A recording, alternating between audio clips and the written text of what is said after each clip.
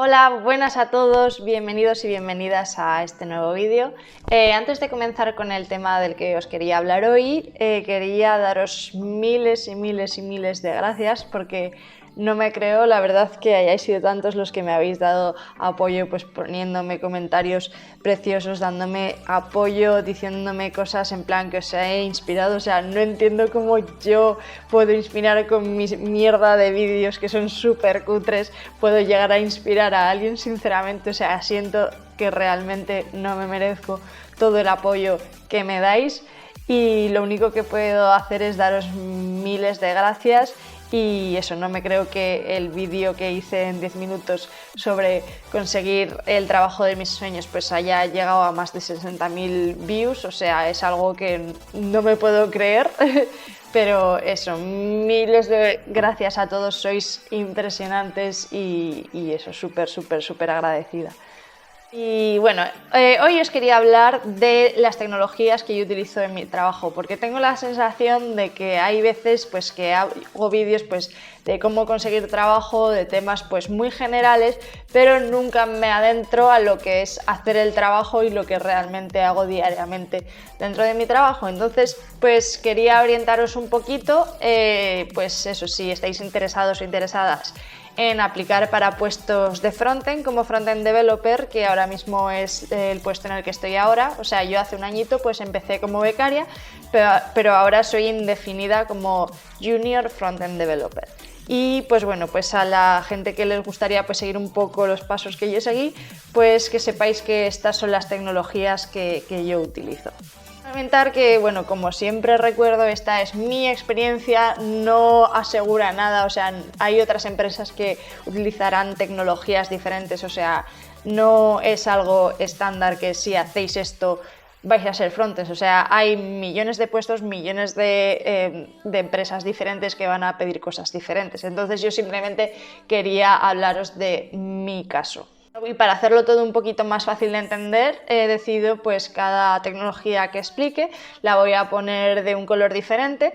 Para color rojo voy a poner las tecnologías, pues bueno, que es bueno que sepáis lo que es y haber escuchado alguna vez y poquito más. En amarillo voy a poner las tecnologías pues que yo, por ejemplo, utilizo pues que de una manera más o menos diaria y que tengo cierta fluidez, y luego en verde pues sería un poco pues eso, las imprescindibles. Así que nada, pues aclarado esto, pues vamos allá con el vídeo. Bueno, la primera cosa de la que os quería hablar eran las metodologías ágiles. ¿Qué es esto? Bueno, es la metodología de trabajo que nosotros tenemos y que muchas empresas usan pues para proyectos muy complejos, ¿vale? No es una tecnología ni nada, simplemente es una metodología de trabajo. Esto es algo que yo clasificaría en amarillo. ¿Por qué? Bueno, sí que es verdad que es algo que utilizo diariamente y que estoy muy acostumbrada a trabajar con este tipo de metodologías, pero no soy una experta ni mucho menos. De hecho, en mi empresa pues hay personas que son Scrum Masters, que son las personas encargadas de pues de asegurar que el flujo de trabajo y esta metodología pues se lleva a cabo de una manera correcta, y son las personas a las cuales nosotros acudimos en el caso de nosotros pues tener alguna duda en cuanto a la forma de trabajar. Entonces, para esas personas sí que sería un verde, pero para mí, en mi caso particular como frontend developer, sería un amarillo. Bueno, lo siguiente de lo que quería hablar era del editor que yo utilizo. En mi caso utilizo Visual Studio Code, pero como he hablado en muchos otros vídeos, no es imprescindible que vosotros utilicéis el mismo editor que yo utilizo. Hay muchísimos más y cada uno tiene sus ventajas e inconvenientes. Yo sé que Visual Studio Code es un editor que sí que es verdad que utilizan muchas empresas y que hay mucha gente que lo utiliza profesionalmente. Entonces es una buena recomendación, pero no es imprescindible que sea ese el editor. Por esta explicación que he dado, yo lo pondría en amarillo porque no tiene por qué ser este, y luego yo, por ejemplo, pues sí que estoy muy acostumbrada a trabajar con él, pero no me sé cada detalle de cómo utilizar Visual Studio. Bueno, lo siguiente de lo que quería hablar era del repositorio. Yo, por ejemplo, antes de entrar a la empresa no tenía ni idea de lo que era un repositorio, pues básicamente no tenía la necesidad de tenerlo porque yo pues tenía mi propio proyecto, estudiaba mis cursos y no tenía esa necesidad. Pero en el momento que tú entras en la empresa, ¿vale? El proyecto pues va a ser más complejo, va a haber mucho más código y vais a estar varias personas trabajando en un mismo proyecto y en un mismo código. Para que eso no sea un desastre y no haya miles de conflictos entre el trabajo que está haciendo tu compañero o tu compañera y tu trabajo, pues necesitáis un repositorio en el cual pues subir cada uno de vuestro trabajo. Yo, por ejemplo, el repositorio que yo utilizo es Bitbucket, el que utilizamos en mi empresa. Si tenéis que escoger uno, os recomendaría utilizar GitHub, que es el que utiliza todo el mundo y es el más popular, simplemente por esa razón, ¿vale? Entonces, esto lo voy a poner como amarillo porque, o sea, simplemente lo podría poner como verde también, pero es muy fácil, simplemente es subir tu código y familiarizarte un poco con la UI del repositorio y no tiene mucha más complejidad. Pero vamos, no hace falta hacer ningún curso para ser experto de GitHub o de Bitbucket, ni mucho menos. Simplemente es como una nube en la cual se almacenan cosas y ya está. Entonces, pues bueno, pues lo pongo en amarillo. Bueno, lo siguiente de lo que os quería hablar es de Git. Git, si lo buscáis por internet, vais a ver como definición que es un software de control de versiones. Pero a mí eso pues tampoco me dice mucho cuando lo busqué por primera vez. Os lo explico. Yo lo que hago con Git básicamente es comunicar desde mi local el repositorio. Es decir, yo por ejemplo si quiero clonar el repositorio en mi local, pues voy a utilizar Git. Si quiero crearme yo una rama de trabajo, voy a utilizar Git. Y lo mismo pues si quiero por ejemplo ver una rama de mi compañero, si quiero subir mi propia rama. Toda esa comunicación que yo hago de mi local con el repositorio la hago mediante Git. Pues bueno, Git lo voy a clasificar como amarillo una vez más, no os preocupéis que no van a ser todas amarillas, pero sí que esta, pues bueno, no la veo que yo sea una experta ni mucho menos. De hecho yo ni siquiera me he hecho un curso de Git, simplemente pues a mí me han ido explicando, usa este comando para hacer esto y demás, y con lo que he ido aprendiendo es lo que utilizo diariamente. Entonces amarillo porque lo utilizo diariamente, pero no verde pues porque no soy una experta. La siguiente cosa de la que quería hablar es Node.js. Node.js, pues ya nada más empezar la voy a poner en rojo. Bueno, os explico por qué la pongo en rojo.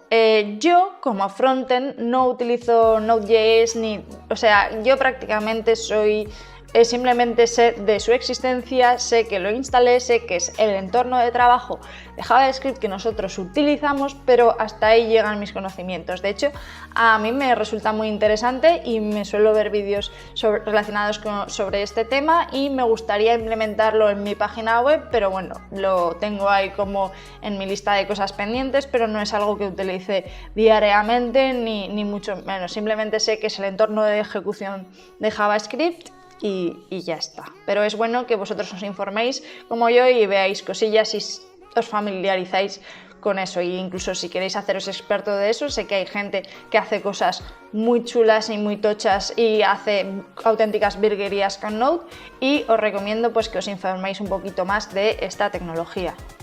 Lo que sí que yo utilizo con más frecuencia es el gestor de paquetes que tiene Node, que es npm. Lo voy a clasificar en amarillo porque eso sí que lo utilizo más frecuentemente en mi puesto de trabajo. Bueno, y ahora vengo con el primer verde, que sería por supuesto el CSS.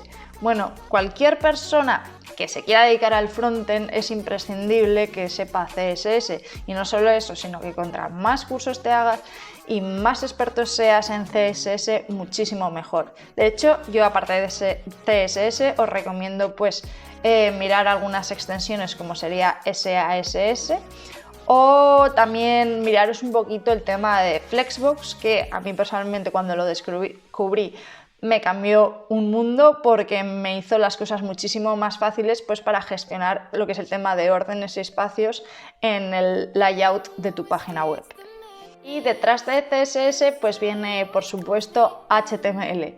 Bueno, HTML lo mismo que CSS. Contra más horas le puedas echar a haceros cursos de HTML, mucho mejor, pero también os digo que, bueno, que tampoco os sofoquéis aprendiendo todos los nombres de todas las etiquetas de este mundo. O sea, yo, por ejemplo, hay veces que puedo tener un lapsus y olvidarme, pues, por ejemplo, de las etiquetas, de cómo eran las etiquetas para hacer una lista. Eso me puede pasar, pero, o sea, no pasa nada porque hay una documentación maravillosa en internet y simplemente pones etiqueta, HTML, listas enumeradas, si eso es lo que necesitas, y enseguida pues te lo copias y pegas y ya está. O sea, no hace falta memorizar en sí todo el contenido de toda la documentación que hay en internet, pero sí que es bueno pues que entendáis el funcionamiento, que sepáis hacer páginas web en HTML y pues eso, que contra más experiencia tengáis, pues más os vendrá a la mente pues todos los nombres de las etiquetas y más fácil será para vosotros pues desarrollar en HTML sin necesidad pues de acudir a la documentación, que no está mal acudir a la documentación, pero es cuestión pues de echarle horas y horas y horas y eso. Si no había quedado claro, HTML verde, claro. Bueno, y ahora, como no, el imprescindible, el verde más verde brillante que haya es JavaScript.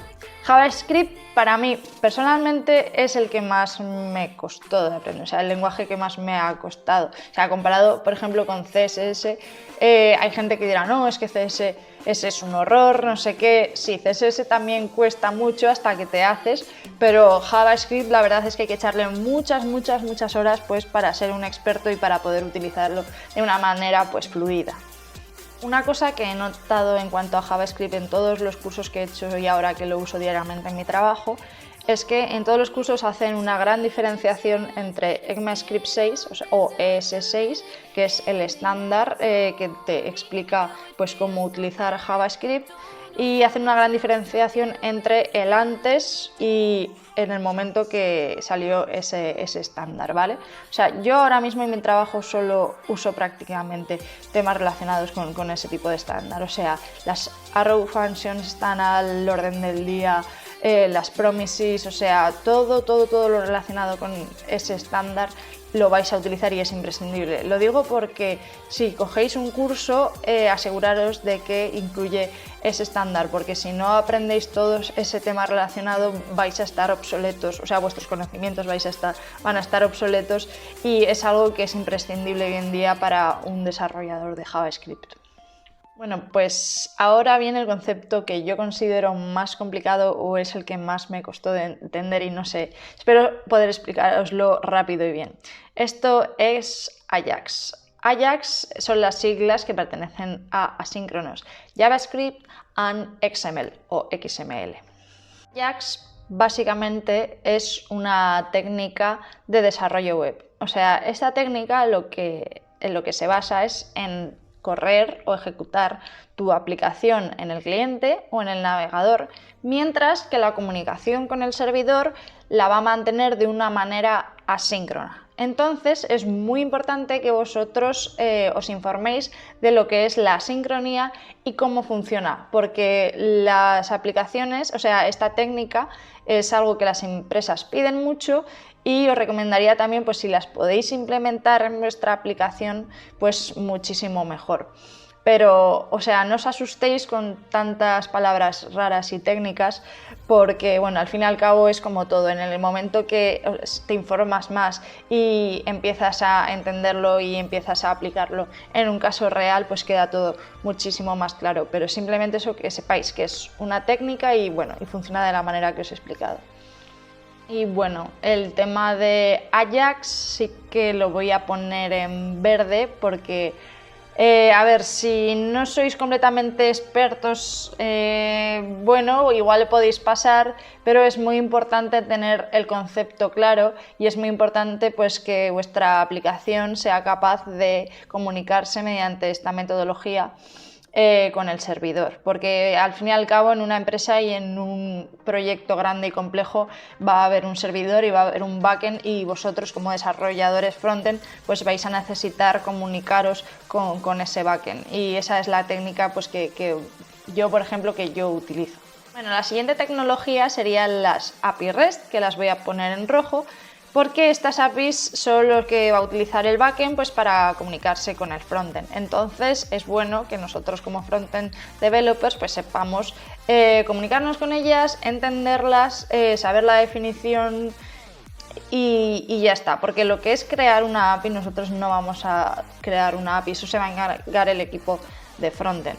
Pues eso, si tenéis curiosidad de cómo hacer una API REST vosotros mismos, pues a tope con vosotros, pero que sepáis que yo en mi experiencia no es algo que haya necesitado más que estar familiarizada y saber lo que es, pero no crear una API yo misma. Bueno, lo siguiente de lo que os quería hablar, que ya se ha hablado un poquito antes y que en mi puesto es imprescindible, es React. React es una librería de JavaScript. Eso lo utilizo yo constantemente. Mi código está hecho en React y es una librería enfocada a hacer UIs o User Interfaces. Entonces, pues usa una filosofía, un mindset de hacer componentes y estos componentes pues te van a ayudar porque van a ser reutilizables y no vas a tener pues que utilizar ese mismo código HTML en todas las partes que tú tengas ese mismo componente. Y bueno, la verdad es que hoy en día las empresas están pidiendo más y más y más React. No es una cosa que sea súper difícil de aprender, está la documentación oficial en internet colgada, o sea que igual ni siquiera os hace falta contratar un curso, con la documentación puede que os sea suficiente. Bueno, React lo voy a poner como verde en mi caso, pero que sepáis que hay diferentes desarrolladores que no tienen ni idea de React, igual utilizan jQuery, Vue o otro tipo de framework o librería y ellos están en un puesto de frontend también, simplemente usan otro tipo diferente de tecnología, pero esta es la que yo recomiendo y es la que yo uso en mi puesto de trabajo. Y después de todo esto, ¿qué faltaría? O sea, aún faltan cosas. Nosotros, por ejemplo, en mi empresa, o sea, hay otras empresas que no lo hacen de esta manera, pero nosotros los unit test los hacemos los frontends. ¿Qué es un unit test? ¿O por qué testear nuestra aplicación? Habrá gente que se pregunte. Bueno, la verdad es que al final va a ser un código inmenso, va a haber mucha gente tocando el código, gente que igual ya no está ni siquiera en la empresa. Entonces es muy fácil que tú al cambiar alguna línea estés cambiando una funcionalidad que tú no te des cuenta simplemente de revisar la UI. Entonces, ¿qué pasa? En el momento que tú creas un test, estás testeando que esa funcionalidad, por ejemplo, imagínate, yo quiero testear que este botón en el momento que clico se pone rosa. Vale, pues voy a hacer un unit test y voy a poner este unit test debería convertir el botón en rosa en el momento que lo clico. Vale, pues yo lo hago y en el momento que yo subo ese unit test funciona. Vale, igual yo después de un mes hago otra tarea diferente y cambio una línea de código que cambia sin yo haberme dado cuenta esa funcionalidad que yo había testeado. Entonces en ese momento que yo ejecute los tests me va a decir, oye, ojo, cuidado que esta funcionalidad y este test está fallando. Entonces yo tengo que asegurarme de que no falla ningún test ni nada. Y esto es importante en el momento que quieras que tu aplicación sea profesional y es una manera de asegurar la calidad de tu aplicación.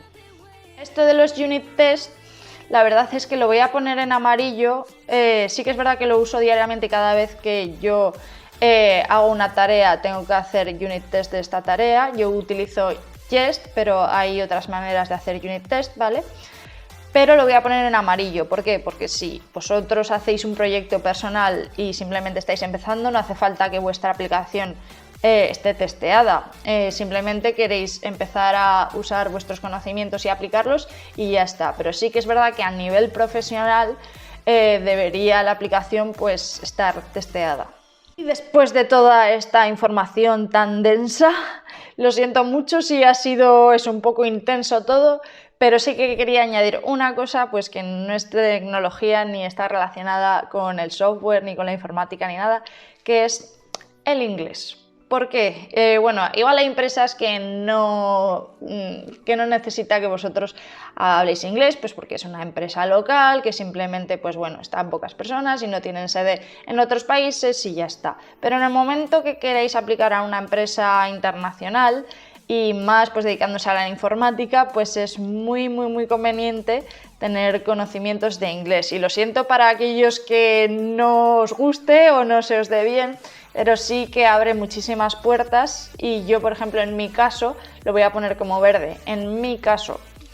Yo todas las reuniones las hago en inglés, gente de mi equipo no es española y es algo que necesito tanto para comunicarme con los compañeros, o sea, toda la comunicación oficial es en inglés, entonces es algo que yo utilizo diariamente. Y bueno, simplemente para que sepáis lo que hay. Bueno, y ya estaría. Espero que no haya quedado súper largo, pero bueno, espero que os haya servido de utilidad.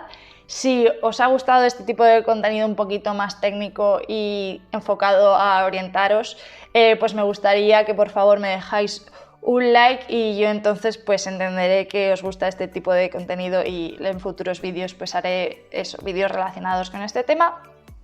Y poco más que añadir.